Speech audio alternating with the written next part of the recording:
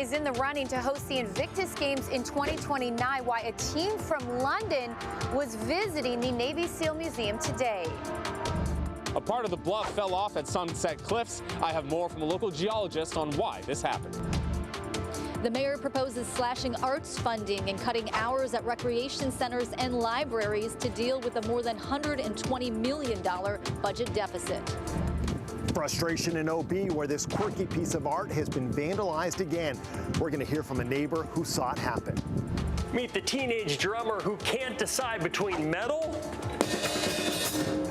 and jazz.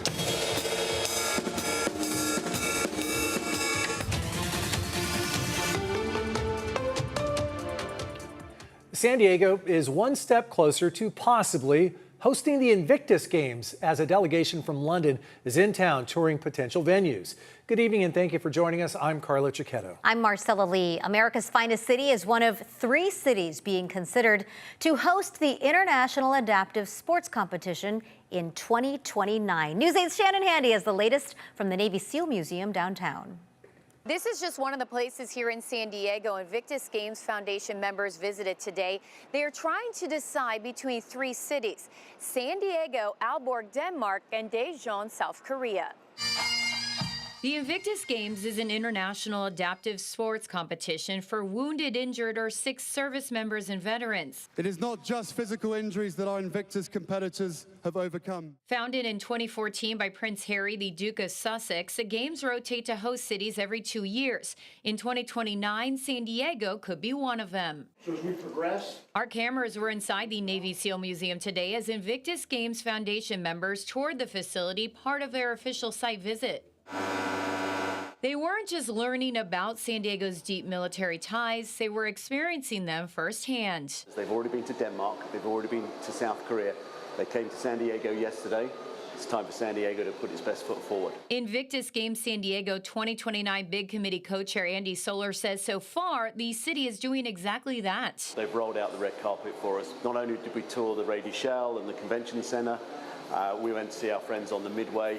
The Admiral rented his barge for the afternoon and we went around the harbour on the Admiral's barge. And then the Padres really looked after us yesterday and even gave us a win. Hosting the Invictus Games would be a win for San Diego too. Roughly 40,000 people from more than 20 nations would travel here to compete or watch 11 events. Vancouver, the 2025 host city, saw an $86 million direct economic impact, but organizers say the impact goes far beyond money. We see the power of what Invictus can bring and that sense of hope and inspiration not on a city level, but also in a global level. Even though you might be struggling today, what you can see, the inspiration you can gain from the games can help transform millions of lives. The foundation's tour didn't end downtown. Part of San Diego's bid includes adding triathlons and surfing to the Invictus lineup. This afternoon, the group visited potential sites for those events in Del Mar.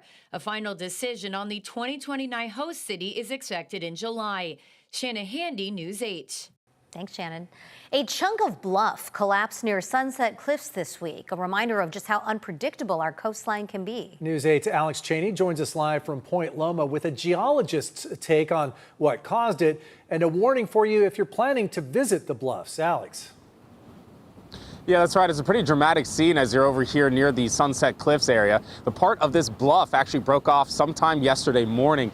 You can actually see where it sheared straight off the side of the cliff there. It's those brown rocks there that are really nice and smooth on the side. This is also a very popular area for some cliff divers, so I have more on the bluff and a warning for those divers. this is not an unexpected event here at all. Dr. Pat Abbott is a professor of geology at San Diego State University. He says the rocks around the cliff are 75 million years old, but as the Earth moves and waves come in, they begin to fracture, and then gravity pulls the rock down. And those natural fractures, Mother Nature's fractures, occasionally then gravity will pull one of those blocks off and it'll hit the ground. And you can even see the fracture edges on that block. It almost looks like it was cut during construction. It's so perfectly cut. The fall happened near a popular spot where people are often seen jumping from the top of an arch that shoots out from Sunset Cliffs Boulevard. There are signs posted warning people of fines and possible arrests from jumping. If you know you're jumping at this type of height and you're jumping on these cliffs, you should know the risk that is associated with doing such. And Jake is a local paddleboarder and ER doctor who says the impact from a jump can cause serious injuries. People still suffer traumatic incidents from getting too close and not paying attention. So it's a good reminder that the cliffs are eroding and falling apart. Dr. Abbott says over time, the pounding surf will continue to move the bluff back. As a geologist, where we deal with long time spans, these cliffs are going to ultimately go in across Sunset Boulevard and start eating their way up the hill. He says it's important to examine the cliffs around you for cracks before enjoying the day. Doesn't mean it's going to come down today. It might be 20 years, but I don't want to be near it. I don't want it to be my day that it decides to come down. Just goes to show you never know when these bluffs may fall down. You don't want it to be your day, so always have lots of caution if you're going to be going to this area and pick a safe spot if you're going to be hanging out here for a little bit. Reporting live, Alex Cheney, News 8. Back over to you. Thanks, Alex. San Diego Mayor Todd Gloria is proposing cutting arts funding and reducing hours at libraries and rec centers, all to close a $120 million budget gap. He says the cuts are needed because costs are simply outrunning revenue. News 8's Kelly Hessedal has more on what else is being slashed and what critics are saying tonight. Mayor Gloria is also proposing laying off more than 150 people. Now, there has been a lot of criticism about the number of middle managers that he has on staff. Today, the mayor says he plans to get rid of about 50 of those positions. So first, you're going to hear from him and then from the San Diego County Taxpayers Association. When you look at the data today, we have made substantial reductions in those kinds of positions. And a reminder that that does not come without impact.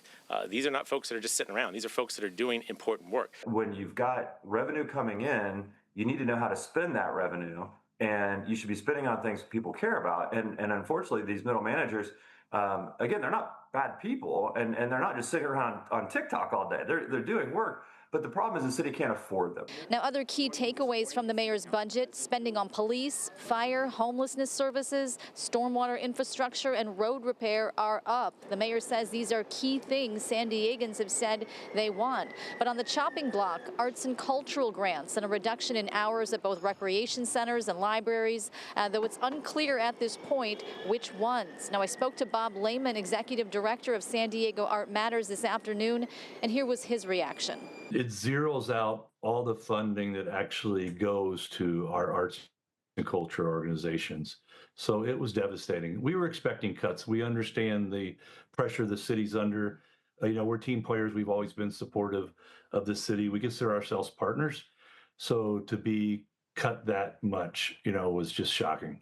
And Lehman says the $11 million that the mayor proposes cutting from the arts budget, he says that will mean job layoffs, as well as it potentially could have effects, he says, on music festivals as well as Comic-Con. Now, this is just the first part of the budget process.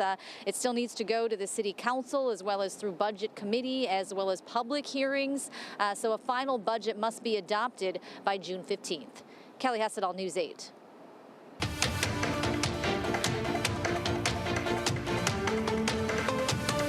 We have breaking news out of the East Village in San Diego, where we're following reports of a police shooting. It happened just about an hour ago near Island Avenue and 16th Street. News 8's Richard Allen joins us live not far from there with what we know right now. Richard? Well, Carlo and Marcella, that's right. We're just about a block away from where this officer-involved shooting happened at around 5:04 this afternoon. The shooting happened, we understand, at 16th and Island here in East Village neighborhood in downtown San Diego. We're working to gather information. We understand from one officer that somebody is in the hospital. We don't know that person's condition as a result of this officer-involved shooting. We have confirmed that that person in the hospital is not a San Diego police officer. We're still working to determine who was shot in this officer-involved shooting, what led up to that, and what that person's condition is at this point. At this point, San Diego police are being extremely tight-lipped. We're trying to get more information for you. We'll have an update at 7 p.m. Carlo and Marcella? All right, we'll hear from you in a bit. Thanks, Richard. And stay with us for the latest on this developing story. We'll have any updates posted on CBS8.com, and you can also follow us on social media and download our free CBS 8 app. An unofficial but much-loved landmark in Ocean Beach has been vandalized. It's happened 2 nights in a row, and neighbors say they don't know who's responsible. News 8 Steve Price talked to people who live in the area and who are determined to rebuild it. This quirky piece of art has been vandalized again, this time by a guy in the middle of the night with a hatchet. I'm inside sleeping on the couch, and I hear this knock banging sound. Pete Berry woke up to this Monday night, the popular perch at the end of Cape May in Ocean Beach, torn apart, pieces flying. So he yells at the guy, who runs away. Then I see that he has a hatchet, and he throws the hatchet, he puts the hatchet in a trunk and then gets in the car, and he is yelling incoherently. The chair has been a picture-perfect spot for photos or just hanging out for years, but it's been through tough times before. Original iteration had 3 or 4 skateboards as the back for of the chair. Those skateboards were stolen. Cornelius Harris says the chair was originally salvaged from a construction site nearly 2 decades ago and eventually ended up on the beach for everyone to enjoy. Everyone was stoked on it. Well, apparently not everyone, because the night before the chair was hacked up, someone dragged it into the ocean. Fortunately, Cornelius's dog woke him up at 3 a.m. for a bathroom walk. So I just ran into the ocean with my, Uggs and sweatpants on and dragged it out. Cornelius buried a cinder block in the sand and locked the chair down. He's guessing the same guy came back the next night and vandalized it. You know, it was the work of art that you destroyed. You know, it really was.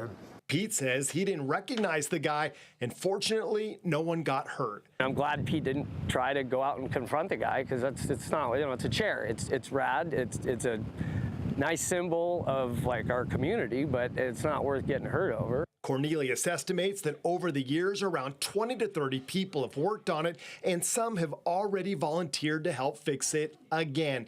And in case you're wondering, no, he's not filing a police report. They have so many more important things to deal with than a chair, a recycled chair. And I wouldn't expect them to. They need to be doing more important things. In Ocean Beach, Steve Price, News 8. Some bad neighbor action there. Yeah, but good thing that neighbors are looking out for their community and they're going to rebuild. Yeah, let's see it back up there again. Okay, there is an eco-friendly way to furnish your life without breaking the bank. We'll have those details still ahead, along with the new changes coming to California's DMV. Plus, what California Republicans are calling for tonight as they accuse the state of wasting billions of taxpayer dollars. And what we're learning about a new business rolling into Seaport Village.